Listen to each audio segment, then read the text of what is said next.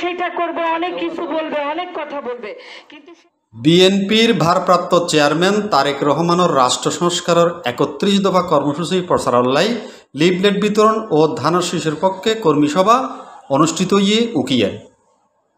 শনিবার বিকেল 4 ঘটিকায় উকিয়া উপজেলা হলদিয়া পালং ইউনিয়নত বাংলাদেশ জাতীয়তাবাদী মহিলা দলের কর্মী সভা ও গণসংযোগ অনুষ্ঠিত হলদিয়া পালং ইউনিয়নের উত্তর শাখার সাংগঠনিক ওয়ার্ড ৭ কর্মী সভায় প্রধান অতিথি হিসেবে উপস্থিত আছেন মহিলা দলের সভাপতি আইরিন মাহমুদ।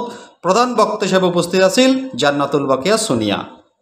বিশেষ অতিথি হিসেবে উপস্থিত আছেন রাজা পালং ইউনিয়নের মহিলা দলের সভাপতি কামরুন্নেসা তানিয়া, উপজেলা বিএনপির সহ ধর্ম বিষয়ক সম্পাদক বাবু সেন বড়ুয়া চিন্ত, কৃষক দলের আহ্বায়ক মনির আহমদ চৌধুরী, হলদিয়া পালং ইউনিয়নের উত্তর শাখা কৃষক দলের আহ্বায়ক আবুল আজম চৌধুরী, ৪ নং ওয়ার্ড বিএনপির সাধারণ সম্পাদক আমির মোহাম্মদ আমির।